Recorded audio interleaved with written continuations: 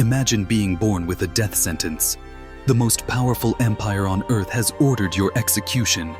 Every soldier, every guard, every spy hunting for you. Your crime? Being born. Now imagine surviving, not by hiding in shadows, but by growing up in the palace of the man who ordered your death. This isn't fiction, this is the story of Musa, a prophet mentioned over 136 times in the Quran, more than any other prophet. His story, filled with miracles that defy logic, confrontations that shook empires, and a faith so unbreakable it literally split the sea. This is how one man, armed with nothing but a staff and absolute certainty, brought the greatest empire in history to its knees. Egypt, 13th century BCE, the most advanced civilization on Earth. Pyramids that touched the sky, wealth beyond measure, and absolute power concentrated in one man. Pharaoh, the living god. But beneath the golden palaces, an entire people lived in chains. The Bani Israel, descendants of Prophet Yaqub, enslaved, beaten, worked to death. And then, Pharaoh had a dream. Islamic tradition tells us the Pharaoh saw fire coming from Jerusalem, consuming his entire kingdom, except the land of the Israelites. His priests interpreted, a boy from the enslaved would rise and destroy his empire. His solution? Genocide. Every newborn Israelite boy, executed. No exceptions, no mercy. But then, a child was born. A boy so luminous his mother knew. This child was different.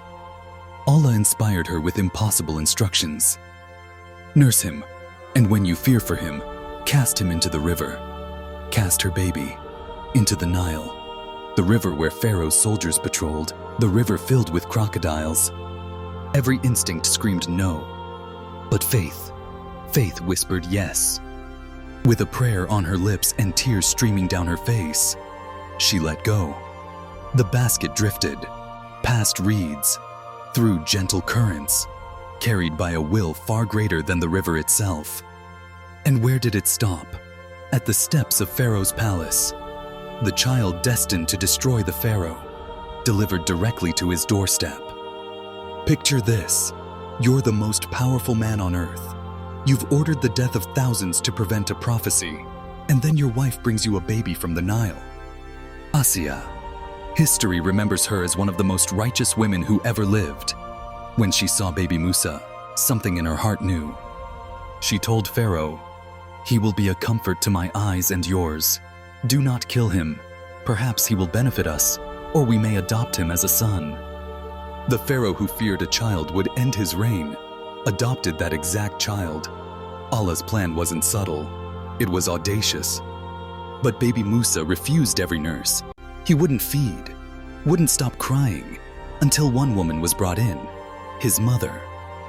Allah returned a mother's sacrifice with a miracle. She was hired as the royal wet nurse, paid to raise her own son, in the palace, protected, safe. The prophecy Pharaoh tried to destroy, he was now funding. Musa grew up as Egyptian royalty.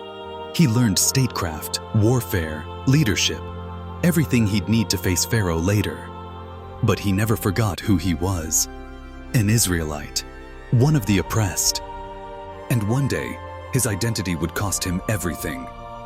Musa saw an Egyptian beating an Israelite slave. He intervened. In the struggle, the Egyptian died. It was an accident, a single strike in defense, but the man died. And Musa, prince of Egypt, raised in luxury, became a fugitive. He ran, for days, through deserts, hungry, exhausted, until he reached a town called Madyan. Madyan gave Musa what Egypt never could: peace.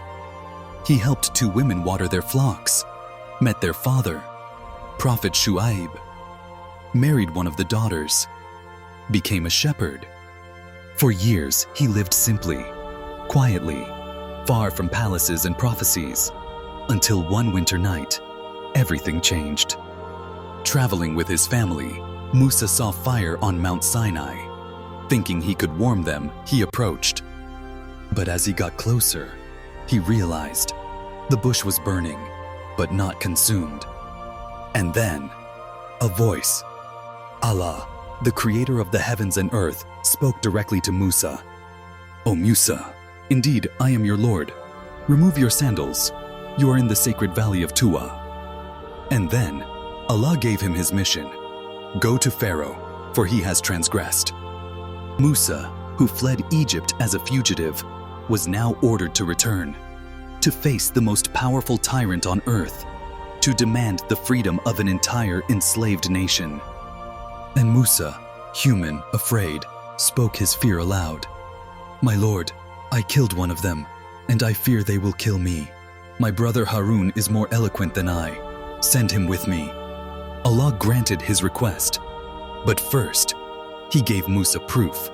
His staff became a living serpent. His hand glowed with divine light.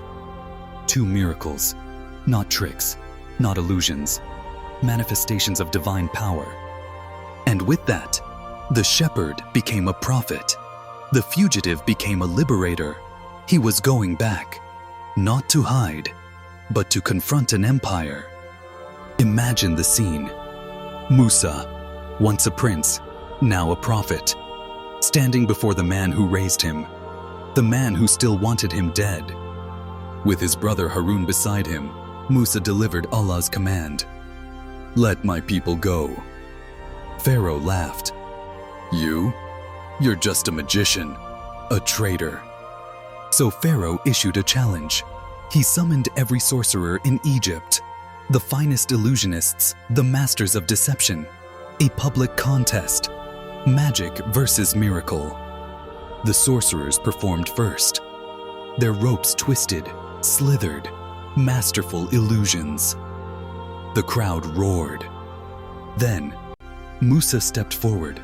His staff hit the ground and transformed, not an illusion, a real serpent, massive, alive, moving with purpose. And the sorcerers, men who spent lifetimes mastering deception, immediately recognized the difference between their tricks and divine truth. The sorcerers prostrated and declared, "We believe in the Lord of Musa and Harun." They chose faith over wealth, over status, over life itself. Pharaoh had them tortured and killed, but they died believing. But Pharaoh? He grew more defiant, more arrogant. Allah sent plague after plague, blood in the Nile, frogs, locusts, darkness. Each time, Pharaoh would promise to free the Israelites if the plague stopped, and each time, he'd break his word. Until Allah gave Musa one final command: "Leave Egypt, tonight, take your people and go." Under cover of darkness, Musa led the Bani Israel out of Egypt. 600,000 people, maybe more. Men, women, children, carrying everything they owned. By morning, they reached the Red Sea, and behind them, Pharaoh had mobilized his army. Chariots, cavalry, the finest warriors in the world. They were coming, fast. The people cried out in terror, "We're trapped! The sea before us, the army behind us, we're going to die!" And Musa, standing at the edge of the impossible, spoke with absolute certainty, "My Lord is with me. He will guide me." Allah commanded him, "Strike the sea with your staff." And the sea split. Not a gentle parting, towering mountains of water, held in place by nothing but divine will. A path of dry land, through the Red Sea. Musa led them across, 600,000 people, walking through walls of water that should have crushed them. And Pharaoh, seeing the path, made one final fatal decision. He ordered his army to follow. They entered the sea, chasing their escaped slaves, convinced their power was greater than any god. And when the last Israelite reached safety, Allah released the waters. The man who called himself God drowned like any other man. The empire that claimed to be eternal ended in an instant. Musa spent the rest of his life guiding his people, teaching them, leading them through 40 years in the wilderness. He was given the Torah, divine law, to guide them. But his story is more than history. It's a blueprint. It teaches us that tyrants, no matter how powerful, are temporary. That faith, even when everything seems impossible, can split seas. That sometimes survival requires letting go and trusting a plan you cannot see. Musa was born with a death sentence, raised by his enemy, became a fugitive, then a prophet, and finally, a liberator. His story reminds us, no darkness is permanent, no oppression is eternal, and no force, not armies, not empires, not even the laws of nature, can stop the one whom Allah guides. And we inspired to Moses, "Strike with your staff the sea," and it parted, and each portion was like a great towering mountain. Quran 26:63.